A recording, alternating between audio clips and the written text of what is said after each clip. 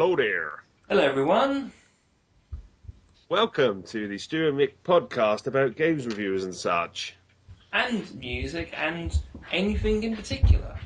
That was the and such bit. Well, yeah, and such. Right. So, first topic, retrospective on episode 1. How did you think it went? It was alright, but I think sound quality on my end wasn't very good. And the funny thing was I sorted it out afterwards. Well, yeah, but this one should be a lot better. I mean, it's recorded at a higher bitrate this time. You've got a better microphone, so this should be a much better quality broadcast. Definitely. But the best thing is the reaction. I mean, I know the first video got something like, what was it, 170 hits? But then the other two got about 40. So you could say that one in every, 4 people who watched the first one actually watched the other two. Yeah. But what was cool is, after uploading them all to YouTube, I actually put them onto Blip TV, and I got more reaction from those 3 videos than I got from anything else I've done for a long while. Cool. I think I got like 30 hits one night from the first video, which is pretty cool. Yeah. Yeah. Talking about hits, I mean, I did my European Tour golf review. I know, that was ridiculous amount of hits. Ototo. Ototo, yeah. Stuck it up on his, which was a complete surprise to me. Yeah. And I got something like 569 hits on one video. It was ridiculous. I know. For me. And about 20 subscribers out of it. So that's... Well, the good thing is, I mean, I've been showcasing your videos. Equilibrium Games have been doing the same, and Ototo. I think that do make a huge difference. Because I was talking to Ototo, and he said that because I showcased your video on my page, that inspired him to showcase other videos on his page. Because he gets a lot of traffic on his page. Because he's done absolutely tons of videos, and some of them have really gotten a few hits. But if you accumulate his grand total, he's got a hell of a lot of audience, and a lot of people go to his page. Because he does so many different, like gameplay music videos and stuff. He's a cool dude. Right, let's talk about our latest reviews. Right, FIFA 96 on the Mega Drive. That's a pretty good review, actually. But the thing is, about that game, surely, I mean, the last game that was made, what was it, FIFA 98, Road to the World Cup, was the very last Mega Drive game, I think, for the FIFA series. Yeah, I think so. Because you had that one, I believe. I remember FIFA 97 got good, and I can't remember, honestly, I can't remember which one it was. Had an indoor football, and that's basically... I remember that, that was 94 or 5, I think. That was pretty cool. So it must have been 97 or 98. Because I know that during the last sort of Super Mega Drive, they hosted the indoor football thing for the first few that was released on the next systems, like the Saturn and the PlayStation. Because I think there was a FIFA, what was it, 96 or 7 on the Saturn and PlayStation where you could actually do the indoor football as well. Yeah. But I don't know which one I got for the Mega Drive, actually. I think I've got FIFA 94 on the Mega Drive, of all things. Yeah. I don't think the series ever progressed. If you think about it, from what was it FIFA? What, the 1990 one? There was 1991. Yeah. The series ran for about 8 games, and I don't really think the series ever changed that much during the Mega Drive. I mean, no, the gameplay is very similar, and then you kind of had the 3D crossover of the PlayStation. You kind of had them.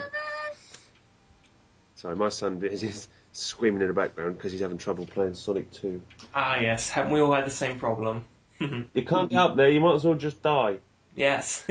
That's helpful information. We'll just follow Tails. No, Tails can't get out either. Right. We'll talk about my review now. The Strider one. Yeah, go on. That was actually a request by... I can't remember who it was. He requested... Wasn't it Ototo again? No. It was someone else. Actually, I'll bring that up, actually. Wait a second. Right. It was 0x003. 0x003 was requested, I think it was 3 games, and one of them I thought about doing for a while was Strider, so I thought, hey, why not? But that made his day. And we gave him a Strider review. As I was doing it, I was thinking to myself, what unique thing can I do for it? and I thought about doing the whole ninja section. That didn't really go quite the way I planned. And do you know what's funny, right? You know when I first jump up, right? I'm in the doorway. Yeah. The first take, I actually banged my head. So I was like, do! And after I recovered, I moved back a little bit and did it again. And I did me jumping in the air, and I did a clip of that. And I did my feet moving, and I edited it to make it look like it was a whoosh. Cool. And I think people get the idea that when the camera's moving across the ceiling, that I'm actually doing a somersault in the air. And then I looked at the whole thing, and I thought, maybe I can do a cheesy, like, Chinese dub on the top, like, wah! Yeah. Right. Cool. Yes. That was very exciting. Right. But I had to play football at the beginning of mine, as it was a football. Yeah. And same with the golf on the golf review. Yeah. I was thinking of doing a Formula One review, but I don't know where to get a Ferrari from. I just asked Michael Schumacher. I'm sure he's got like 2 or 3 lying around his back garden. He doesn't race them anymore. Yeah. No, not really. Well, no, they're probably rusted anyway. Yeah. Okay, what game are you currently playing? Currently playing. Yes. God, yeah, this is interesting. You'll like this. You alright? I got Super Street Fighter 2 for the Mega Drive. I paid £8 for it, turned it on, and then realised that I've only got 3 buttons on my controller, so I can only punch. Nice. That's why you need the 6-button control pad. Yeah, so I can't do any of the kicking combos or anything. It's a bit of a pain. You got to do the Hadouken or whatever it's called. Yeah, that kicking's overrated. I think you press the start button and you can switch the buttons. If you press start, you're free buttons. You ever tried that? I think I used to have the Mega Drive 2 controller. Yeah. So I'm sure I had a switch, but it was really annoying. So what I'm now going to have to do, now I've actually got 3 Mega Drive controllers, I'm going to have to go and get 2 Turbo controllers. Yeah. I think that's what they were called. I think when it comes to playing Mega Drive games, to be on the safe side, you're better off having the 6-button control pad. But there's not many games that utilise them other than fighting games. Yeah. I mean, I think the first Mortal Kombat was retooled to work with 3 buttons, even in the arcade. I think it was about 4 or 5 buttons. Right.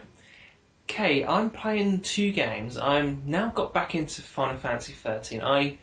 Once I got to the world map, I took a break because I got absolutely knackered from that game. And then the second game I'm playing is a really interesting one. Chuck sent me a package, and on there was a Nintendo emulation disc for the Dreamcast. And one game I've always wanted to play, Journey to Sidious. And that's actually a really cool game, actually. It's very unknown. It's got an absolutely awesome soundtrack, but it's bloomin' hard. It's a really cool game. What sort of game is it? Right, it's kind of like Mega Man, but just more difficult. Yeah, it's got an interesting history because originally, right, the game makers had the Terminator license, and it was supposed to be a Terminator game. Oh, right. But for some reason, I think it was about 8 or 9 months before Terminator 2 came around, and they were thinking, well, we don't want them releasing a game based off the first film when we got the sequel just around the corner. So for whatever reason, I think it was Temco got their license stripped from them, and they actually retooled the game, and that's why the storyline is non-existent, because the storyline is supposed to be that your father is an engineer in space, blah, blah, blah, blah, blah, and he's been murdered, and he finds a disc that's telling his son, don't avenge my death, continue my work, and the son's like, screw this, I'm going to avenge your death. So he goes to these different levels, and he's got robots and all sorts trying to kill him, and I'm thinking, oh my god. But it's got a cool soundtrack, and it's got a series of weapons. It's like Mega Man, but on steroids, just really, really hard. I can't even get past the first level. That's how old school it is. That's what I like about those old games, right? Games nowadays, you could just go through level 1, 2, 3, 4, 5, save states, you're done. But games like that, you end up replaying the same amount of content. Like, how many times did you play a game, 15 years ago? And by the time you completed it, you spent God knows how many hours on it. And it was because you got better the more you played it. Yeah, I didn't complete many games, to be honest. I completed a fair few. This is why I like sports games. Yeah. Because once you master the controls of the game, yeah, you're pretty much laughing. Yeah. Whereas problem-solving games, what one was it? Do you remember? Oh God, I can't remember the name of it. Where you had to come up with the right combination on the piano keys. What was that? Oh yeah. What's that one? Oh, I can't remember that one. They made it to a film, didn't they? Big. Hang on. Who? Or in the. No. We got Tom Hanks and that geezer, and on that piano, and they're going. Do do do dun dun dun dun dun dun dun dun dun dun dun dun dun din din din bum bum bum dun dun That's dun not dun. a problem-solving game, is it? With zombies and stuff.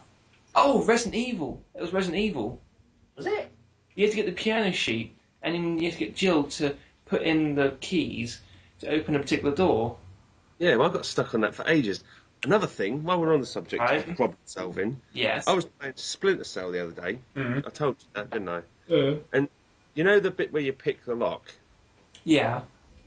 I spent ages and ages and ages. When I was a living carer, I took my PS2 with me. Yeah. And I spent ages trying to master that. And it was so easy, and I was so annoyed with myself that I'd spent hours trying to do this picking the lock bit. So you can imagine how long I was stuck on that game before. Yeah. So yeah, I'm not very good at those sort of games. Yeah. And the stealth button, I can't get that. I just want to people and whack them around the head with a gun or something. I always found Splinter Cell more fun to play. We just go around Rambo shooting everything than the first one. Yeah. Yeah. And what I liked about the game was the way the man run. You know, I mean, no one runs like that. No. He's got his legs in the air and he's like this. And I'm thinking, oh my god, if you tried to run like that in real life, you'd fall over. It's not normal. Oh, check this out, right? You're going to find this funny. You know we were talking about Lethal Weapon, our last podcast? Yeah. Right, I was going through Chuck's Nesimulation disc, right? And guess what I found? It was a lethal game. Yeah. It is rubbish, right? You start off as, I think it's Riggs, and the first weapon he has, it looks like either a knife or a gun. I don't know what it is. And I'm thinking, this looks like Vietnam. I'm thinking, oh my god, he's back in Vietnam. And it's really tough. And then after he does, Murtaugh comes in. I'm thinking, whoa. And I'm thinking, what's the story of this? I mean, there is no storyline. It's just...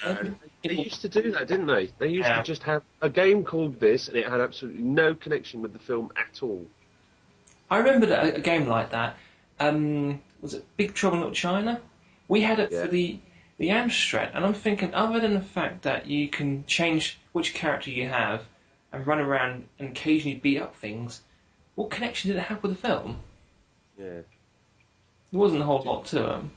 Do you remember playing on the Amstrad, that Rampage game? Oh, Rampage was awesome. I like Dizzy. Yeah.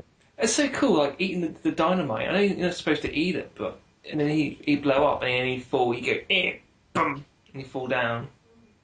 Or eating. I don't know why we had so much trouble with that game. And the stupid thing was, there was three of us playing it, and we were all cuddled around this bloody keyboard. Well, no, one of us gets to use the joystick. Then you got to use the keys, and then you can use the directional buttons. Yeah. It's a cool game, actually. I think Neil always liked to be the gorilla. Andy liked to be the rat.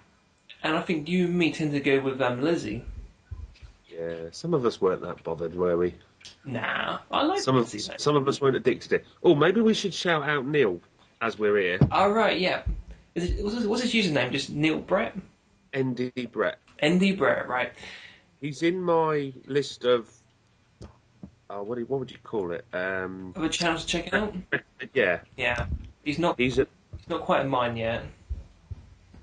No. Saw that happen. I know he's only got 11 subs. Yeah. But he's done... did you see his Outrun video? Yeah.